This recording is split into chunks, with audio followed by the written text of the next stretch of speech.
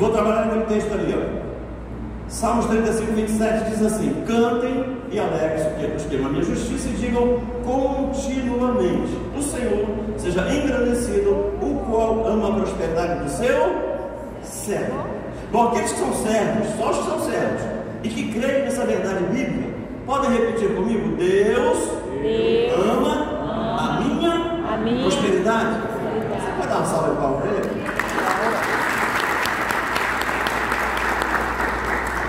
Vamos nesse primeiro módulo, nós vamos ver o que é ser próspero e o que eu tenho que fazer para atingir a plenitude da minha prosperidade. Vamos trabalhar esses dois princípios hoje.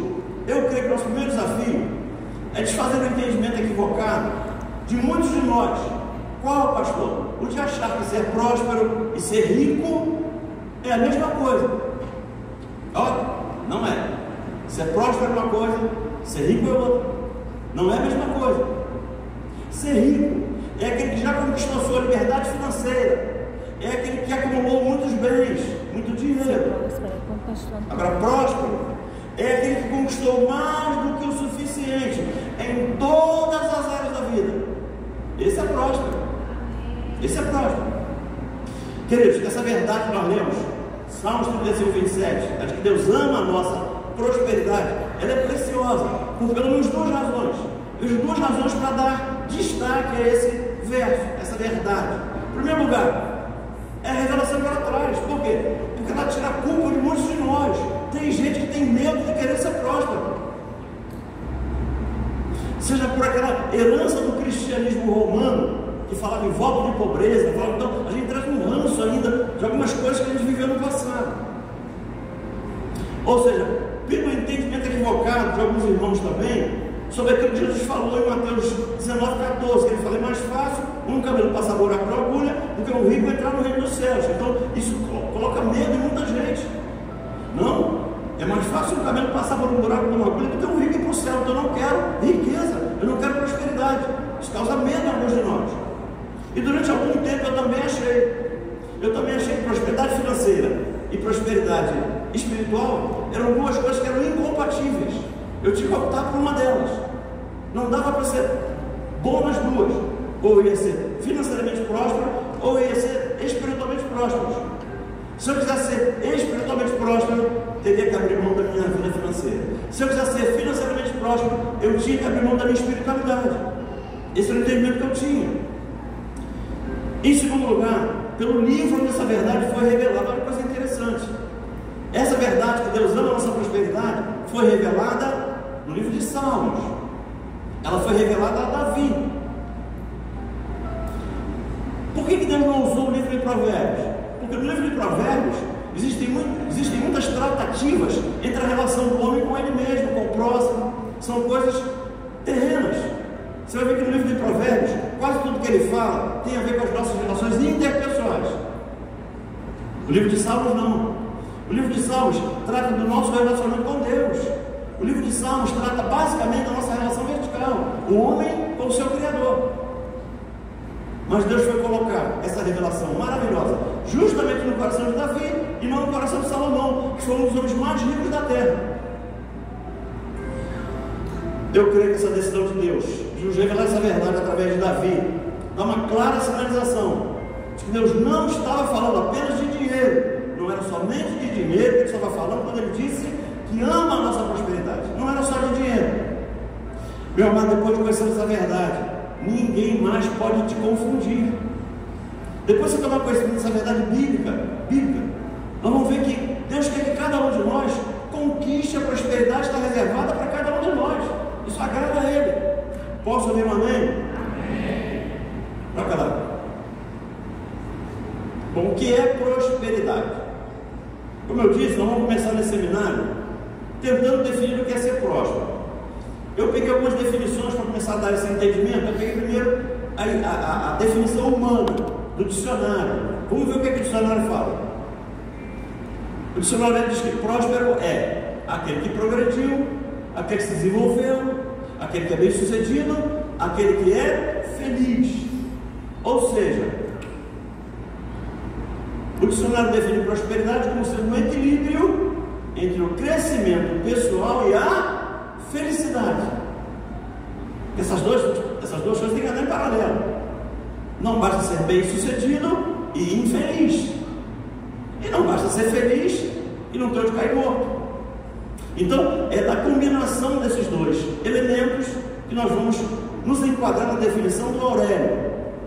Isso só vem confirmar que a prosperidade não está limitada ao dinheiro, a prosperidade não está limitada aos bens materiais, porque a pessoa pode ser rica e infeliz. Ela pode ser muito bem sucedida na vida profissional, mas pode ser emocionalmente carente. Ela pode ter muitos bens materiais e não ter paz de espírito. Ela pode ter um patrimônio muito sólido e ter a família toda destruída. Mas pastor, isso é definição humana. Nós estamos aqui para falar de Bíblia. Vamos para a Bíblia, vamos embora. Olha o que diz Almeida, Revista Atualizada. 3 João 2: Amado, acima de tudo faço votos por tua prosperidade e saúde, assim como é próspera a tua alma. Aqui eu vejo Deus dando uma abrangência ainda maior à prosperidade. Aqui eu vejo Deus tratando da área financeira, eu vejo Deus tratando da saúde física, e vejo também Deus tratando do equilíbrio emocional. Mas vamos numa outra tradução, nova tradução na linguagem de hoje. Mesmo texto em outra versão. Meu querido amigo, eu querido a Deus, que você vá bem em tudo, que esteja com boa saúde, assim como está bem espiritualmente. Aqui nessa tradução eu vejo mais um aspecto. Eu vejo Deus incluindo aqui a área espiritual, a nossa espiritualidade. Então a conclusão que nós podemos chegar, juntando todas essas revelações bíblicas, juntando todas essas traduções, é aquela lá: a verdadeira prosperidade só será alcançada através do desenvolvimento equilibrado do corpo. Por que do corpo? Porque tem a ver com a saúde física. Da alma, por quê? Tem a ver com a nossa saúde emocional. E do espírito, por quê? Porque tem a ver com a nossa saúde espiritual. Então a verdadeira prosperidade tem que englobar essas três áreas do nosso ser. Nós somos um espírito, temos um corpo e temos uma alma. Então só é prosperidade bíblica, só é prosperidade plena se ela alcançar as três áreas do nosso ser. Posso ouvir um amém? Amém. Somente através do desenvolvimento equilibrado de todas essas áreas é que a nossa prosperidade será verdadeiramente plena. E repare, preste atenção, Deus deixou no Novo Testamento uma recomendação expressa para nós a esse respeito. Está na Bíblia Sagrada. Qual, pastor? Acho que nós devemos cuidar bem do corpo, da alma e do espírito. Olha um texto muito claro onde ele fala sobre isso. 1 Tessalonicenses 5:23: que o próprio Deus de paz faça vocês inteiramente puros, e que o espírito, a alma e o corpo de vocês serão preservados fortes e irrepreensíveis até aquele dia em que o Senhor Jesus Cristo voltar. O que eu posso ler nesse verso com as minhas palavras? Quando Jesus voltar, Ele vai querer ver, Ele vai querer encontrar cada um de nós desfrutando da verdadeira prosperidade. E mais, essa prosperidade tem que incluir corpo, alma e espírito. Posso ouvir um amém? Amém. Bom, essa introdução foi apenas para que ficasse claro o que é prosperidade bíblica. E ela é muito mais abrangente do que tudo aquilo que a gente possa ter ouvido até hoje. E mais, é direito nosso, é nossa herança. Mas qual foi a descoberta que fez toda a diferença na minha vida? Eu vou falar um pouco de mim, porque eu passei por esse processo. O que fez diferença na minha vida? Foi esse verso aqui, o entendimento desse verso. Quantos já conhecem esse verso? Eu digo amém. Quase ninguém conhece. O ladrão não vem senão matar, roubar e destruir. Eu vim para que tenham vida e a tenham com abundância. Qual foi o entendimento equivocado que eu tive que superar? Qual foi a falta de entendimento que me fez caminhar muito tempo andando de lado? Eu achava que esse texto estava dizendo que todo aquele que aceitasse Jesus passaria automaticamente a desfrutar de uma vida abundante na terra. Quando eu li esse texto, eu achei que bastava aceitar Jesus e eu automaticamente já mudava de nível. Eu já ia ter vida abundante, porque Ele veio para dar vida e vida em abundância. Se eu tenho Ele, se Ele veio até mim, eu tenho direito, a partir do dia que eu aceitei Ele, de viver vida abundante. Até que eu descobri que a prosperidade financeira não estava no pacote da salvação. Até que eu descobri que prosperidade financeira não é um pacote que Ele joga no nosso quintal no dia que a gente aceita Jesus. Mas a salvação é de graça. Posso ouvir um amém? Salvação é de graça. Mas a prosperidade não é de graça. A prosperidade tem um preço. A prosperidade tem preço. Para alcançar a prosperidade, existe um longo caminho a ser percorrido. E também tem um preço a ser pago. Amados, quantos aqui tem Jesus? Digam amém. Amém. Queridos, não precisa ser profeta. Ouça, não precisa ser profeta para afirmar que nem todo mundo que está aqui vive um casamento sem problemas. Não precisa ser profeta para afirmar que nem todo mundo que está aqui conseguiu trazer seus filhos para o Evangelho. Não precisa ser profeta para afirmar que nem todo mundo que está aqui tem 500 mil aplicado. E todos nós somos servos. Todos nós temos a nossa decisão. A gente serve a Jesus. O que eu quero que você entenda é que dizer que quem tem Jesus tem tudo, sem explicar essa verdade, é muito complicado. Eu vejo muitas igrejas falando isso. Vem para Jesus que você resolve todos os seus problemas. Essa afirmação só é verdadeira se estivermos falando de vida eterna e não de tudo que a gente precisa para viver aqui. Esse texto, João 10:10, está nos revelando algo que tem que ser explicado, tem que ser trabalhado, tem que ser entendido. O que o texto está dizendo é que quando a gente passa a conduzir a nossa vida com base nos princípios bíblicos, esses princípios bíblicos vão abrir as portas da prosperidade em todas as áreas da nossa vida. É passar a viver em função dos princípios que a gente tem aprendido. E aqui, o que faz a diferença não é levantar a mão para Jesus. O que faz a diferença não é ser batizado. O que faz a diferença não é ser salvo. O que faz a diferença na vida financeira é cumprir princípios. Basta ver que tem ímpios prosperando, assim como tem crentes passando dificuldades. Porque uma coisa é ser salvo, outra coisa é ser próspero. Elas não se confundem.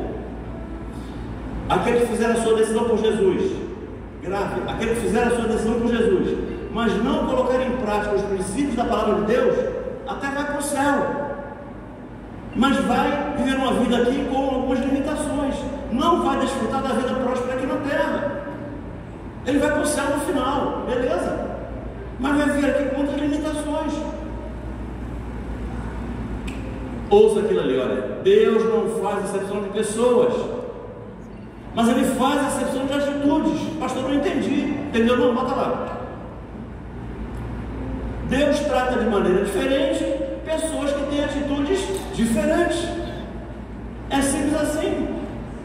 Ele não faz exceção de pessoas, mas o nosso Deus é um Deus de reciprocidade. Dependendo de como eu me comporte, dependendo de como eu aja, eu vou ter algumas respostas de Deus, ou não. Deixa eu tentar aclarar um pouco mais esse conceito com um exemplo prático, porque esse conceito é fundamental para tudo aquilo que eu vou falar hoje. Vamos pensar em alguém que queira ser médico. Posso ouvir um amém? E vamos comparar alguém que queira ser médico com alguém que queira ser próspero. Vamos fazer uma comparação para a gente entender. Imagina que uma pessoa prestou vestibular para ser médico, e no dia do resultado ele encontra seu nome na lista de aprovados de uma universidade federal. É para comemorar, sim ou não? Vai comemorar, vai celebrar. Mas ele já é médico, sim ou não? Não, não é médico ainda. Não é médico. O fato de ele ter o nome na lista dos aprovados no vestibular não faz dessa pessoa um médico. Mas mesmo que essa pessoa se matricule na faculdade, comece a fazer o curso de medicina, ela só vai estar preparada, apta a exercer a medicina depois de aprovada em todas as matérias, em todos os semestres, e depois de fazer a residência médica. Aí sim, ela vai poder dizer: eu sou médico, eu vou exercer a medicina. Ela vai ter que adquirir toda a teoria e vai ter que acumular algumas horas de prática. que eu quero mostrar para você é que com a prosperidade funciona exatamente assim. Para eu ser próspero, eu tenho que aprender os princípios da palavra e em seguida colocar esses mesmos princípios em prática na minha vida. Qual é a lição a ser aprendida? A prosperidade não acontece automaticamente no momento em que eu aceito a Jesus. A prosperidade não está no pacote da salvação. Vamos caminhar, bota lá. A prosperidade só será conquistada depois de algum tempo praticando de forma consistente os princípios que Deus estabeleceu na sua palavra. Na verdade, Jesus veio para dar todas as condições para que, se nós fôssemos praticantes dos princípios, a gente conquiste vida próspera. Mas a prova mais clara de que essa é uma verdade absoluta é que existem pessoas que estão em Jesus há muitos anos, mas ainda não vivem uma prosperidade plena em algumas áreas da sua vida. Sim ou não? Não vivem ainda. Por quê? Porque apesar da conquista da salvação ser de graça, não se paga para entrar no céu, o céu não vem de ingresso. Para conquistar uma vida abundante aqui na terra, aquela que a Bíblia nos fala, para ser prósperos aqui, nós temos que praticar os princípios que Deus estabeleceu na sua palavra. Ouça o que eu vou dizer, meu amado, grave isso, as nossas necessidades não atraem as bênçãos de Deus. Eu vejo muito crente iludido com isso. As nossas prosperidades não atraem as bênçãos de Deus. Se fosse assim, não existiria nenhuma pessoa necessitada na igreja. Queridos, a prosperidade não vem pela graça, e a prosperidade não vem pelas infinitas misericórdias do Senhor. Vamos trabalhar isso. Então, o propósito, primeiro modo, é trabalhar essa verdade. Coloca lá. A prosperidade será o resultado prático de atitudes corretas nessas três áreas: no corpo, saúde física, na alma, área pessoal, profissional, área familiar e social, e no espírito, que tem a ver com o nosso relacionamento com Deus. Mas a qualidade da vida que nós iremos desfrutar nessa terra tem a ver com o desenvolvimento equilibrado dessas três áreas do nosso ser. Nós vamos ter que buscar essa prosperidade em todas elas. Mas existe uma verdade fundamental, e é por isso que a nossa comunhão com Deus é fundamental. Não há saúde física sem saúde emocional, e não há saúde emocional sem saúde espiritual. É por isso que tudo começa a partir do nosso relacionamento com Deus. Tudo começa por aí. Por isso que a gente precisa de Cristo, por isso que a gente precisa de Deus, por isso que a gente precisa de comunhão, porque tudo começa na nossa vida com Deus. Bom, qual é a chave que abre a porta da prosperidade? Se você diz assim, qual é a chave que abre a porta da prosperidade? É uma das maiores leis do reino. Ela é muito conhecida, mas ela é pouco entendida. Muita gente está na igreja e ainda não entendeu até hoje essa lei. Ela chama-se lei da semeadura. Coloca para mim a lei da semeadura. Você ouviu esse texto aí? Não se deixe enganar, de Deus não se zomba, pois o que o homem semear, isso também colherá. Eu gostaria de, antes de entrar nas áreas da prosperidade, refletir um pouco com a igreja sobre a lei da semeadura. Por quê? Porque ela tem que ser entendida. A nossa prosperidade depende do entendimento dessa lei. Eu quero tentar extrair dessa lei três verdades que estão escondidas nela, três princípios que regem a lei da semeadura. Primeiro princípio, coloca lá: eu só terei colheita nas áreas em que eu semear. Coloca um texto bíblico para mim, só para me ajudar. Olha esse texto aqui, Gênesis 1:12. A terra faz brotar a vegetação, plantas com semente de acordo com a sua espécie, as árvores cujos frutos produzem semente de acordo com a sua espécie, e Deus viu que ficou bom. Ou seja, toda semente tem dentro de si as informações que irão dizer a ela o que é que ela deve produzir. Pastor, não estou entendendo muito não. O que eu aprendo com essa primeira verdade? O que eu aprendo com essa verdade aqui? Nós só teremos prosperidade plena se nós semearmos em todas as áreas do nosso ser, porque eu só vou ter colheita na área em que eu semear. Se eu quiser ter prosperidade no corpo, tem que semear no corpo. Se eu quiser prosperidade da alma, tem que semear na alma. Se eu quiser prosperidade no espírito, tem que semear no espírito. É assim que funciona. E tem gente achando que uma oração pode resolver todos os seus problemas. Com uma oração resolve tudo. Como assim, pastor? Você já viu alguém que está orando para emagrecer? Gente, dá certo orar para emagrecer, gente? Tem gente querendo usar a oração para ganhar dinheiro. Tem gente querendo usar a oração para ganhar dinheiro. Olha que loucura! Que eu não estou desmerecendo a oração, não estou desmerecendo a oração. O problema se estabelece quando eu quero me utilizar da oração, achando que Deus tem a obrigação de me conceder um milagre. Eu vou orar a Deus porque Ele tem que me fazer um milagre. E na maioria das vezes, o resultado não será um milagre. Na maioria das vezes, a oração será a revelação de uma estratégia dada por Deus. Que eu estou insistindo nisso. Queridos, a nossa vida é como uma horta, com muitos canteiros. Quem já viu uma horta com vários canteiros? Alface, couve, abobrinha. Tem gente semeando semente de alface no canteiro de couve e esperando que nasça couve. Mas pastor, semeou no canteiro de couve. Filho, você semeou semente de alface. Não vai nascer couve. Mas pastor, semeou semente. Mas não vai nascer. Por quê? Porque a colheita tem a ver com a semente. A semente vai determinar aquilo que vai nascer. Ou seja, tem muita gente que não desfruta dessa colheita que ela quer, porque semeia sem esse entendimento. A gente semeia numa área e espera colher na outra. Não vai dar certo nunca. Repita comigo: toda semente tem o seu DNA próprio. Você precisará escolher muito bem, mas muito bem, com muito critério, tudo aquilo que você vai semear. Por quê? Porque depois da semeadura feita, não dá para esperar colher algo diferente. Não dá para tentar escolher o que colher depois que a semente já foi enterrada. Depois que ela foi enterrada, você só vai colher aquilo que você tiver semeado. Não tem como mudar. Você pode mudar a semente antes de enterrar, mas depois que você já enterrou, não tem mais jeito. Depois da semente enterrada, você vai colher aquilo que você tiver semeado. E mais, na sua infinita graça, Deus nos permite semearmos aquilo que a gente quiser. Pela graça Ele permite. Eu posso semear o que eu quiser, mas pela sua infinita justiça, Deus vai nos dar uma colheita da mesma espécie que houvermos semeado. Coloca lá a segunda verdade da lei da semeadura. A nossa colheita será o resultado da multiplicação da nossa semeadura. Queridos, o que está embutido nessa revelação? Que sempre haverá uma multiplicação da quantidade semeada, independentemente da qualidade da semente. Ela vai sempre se multiplicar. Coloca lá. Haverá sempre uma multiplicação, independentemente da qualidade da semente. Pastor, isso é bom? Depende da semente.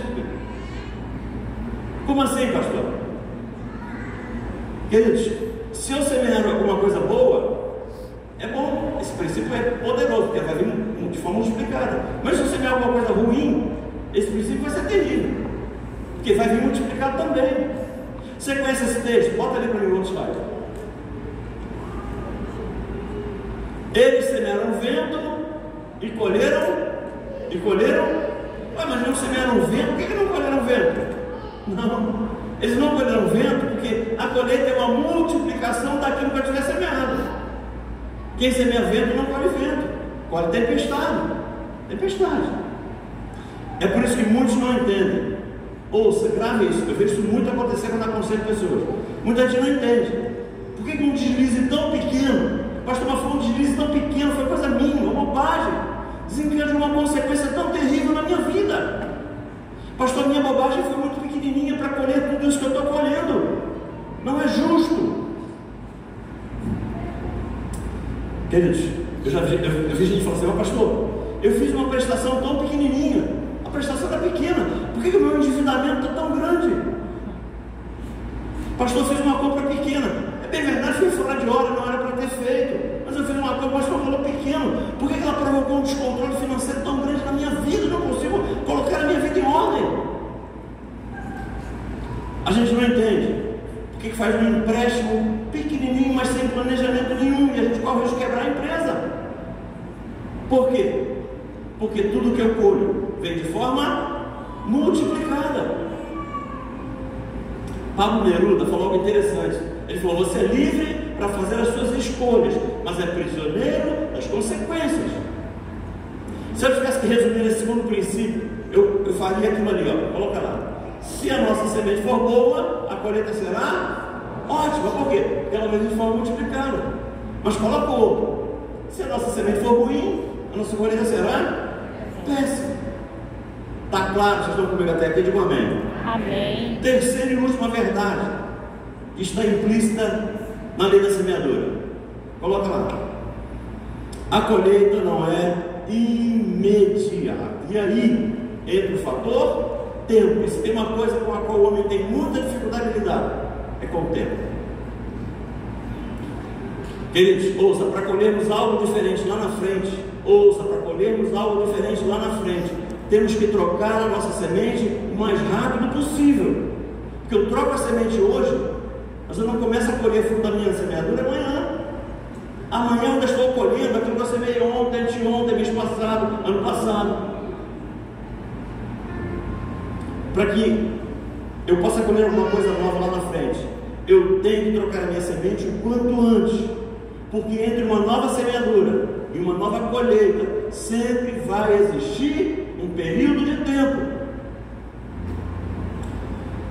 E tem gente que mesmo sabendo disso, ainda fica assim: não, segunda-feira eu começo, mês que vem eu começo, ano que vem eu começo, e a pessoa nunca muda. Temos que mudar a nossa semente logo. Ainda vamos ter que aguardar pelo crescimento da planta, pelo nascimento do fruto, pelo crescimento do fruto, porque lá na frente, quando o fruto estiver maduro, aí é sempre vai poder colher o fruto. E normalmente, esse tempo de crescimento será um tempo de muito trabalho. Esse tempo de crescimento da semente vai dar trabalho a nós. Temos que regar a terra, adubar a terra, afastar insetos. Temos que estar trabalhando ao longo do tempo em que essa semente vai estar germinando. Coloque lá. Cada espécie tem seu tempo próprio de colheita. Se a gente pensar assim, se eu quero colher, pensa assim: toda colheita muito rápida é de algo que não é nobre. Se eu quiser colher uma hortaliça, eu planto hoje e eu colho daqui a um mês. Mas se eu quiser colher uma fruta nobre, eu vou ter que esperar um tempo maior. Dizem que uma videira demora no mínimo 3 anos para dar frutos, mas depois que ela começa a dar frutos, ela dá frutos por décadas. A gente planta uma videira, espera 3 anos, e aí lá na frente ela começa a dar frutos, e dá frutos por 10, 20, 30 anos. Dizem que uma tamareira demora 30 anos para dar frutos, mas ela dá frutos por 100, 200 anos. O que eu aprendo com esse princípio? Coloca lá. Quanto mais nobre for a espécie que você está plantando, mais tempo vai levar para dar frutos, e mais duradoura será a tua colheita. Quanto mais nobre for a semente, mais nobre será a tua colheita. Ela vai demorar mais, talvez. A pastora está demorando a fazer colheita. Pode ser que a tua semente seja nobre, pode ser que tenha plantado algo extraordinário, é por isso que está demorando. Mas quando vier, vai dar muito e por muito tempo. Que eles não dá para mudar a semeadura hoje e achar que vai colher coisas novas amanhã. Afinal de contas, quanto tempo a gente ficou lançando sementes ruins na terra? Quanto tempo a gente ficou fazendo coisas erradas? Até que você tenha uma boa colheita, talvez você tenha que esperar, colhendo algumas coisas ruins. Mas as coisas ruins não são da semeadura que você fez ontem, anteontem. As coisas ruins que você ainda vai colher, talvez sejam coisas que você plantou no ano passado, no ano retrasado, e ainda estão dando alguma colheita, mas em algum momento que você parou de semear, você parou de lançar sementes ruins, em algum momento ela vai mudar. Eu vejo muita gente querendo desistir. Pastor, já mudei meu comportamento tem um mês, por que ainda estou sofrendo tanto? Pastor, não traio mais, por que eu não consegui restaurar meu casamento? Pastor, não gasto mais de forma desordenada, mas a minha vida financeira ainda não está em ordem. Porque às vezes nós recebemos sementes ruins por muitos anos e nem nos damos conta disso. Por quê? Porque nessa dispensação que a gente vive, que é da graça, Deus é longânimo, Deus é misericordioso. A gente faz uma besteira hoje e o raio não cai na nossa cabeça. Nós vemos uma outra dispensação hoje. Se por um lado isso é bom, por quê? Porque o juízo não desce sobre nós. A gente erra hoje, mas não desce raio hoje. Por outro lado é perigoso, por quê? Porque às vezes a gente fica semeando semente ruim durante muito tempo, e quando o resultado daquela semeadura chega, a gente fica desesperado, a gente se desespera. E o pior, às vezes, a gente sem essa consciência, semeia sementes ruins, mas como a colheita não é imediata, a gente continua semeando sementes ruins. A gente fala assim, não vai dar nada não, já estou fazendo isso há tanto tempo, nunca deu nada, nunca deu problema. Aí a gente vai ficar achando que não vai haver colheita. E por isso eu preciso te revelar uma verdade. Guarde isso. Não existe semente neutra. Você pode repetir comigo? Não existe semente neutra. Ou ela foi dada a nós por Deus, ou ela foi dada a nós pelo inimigo.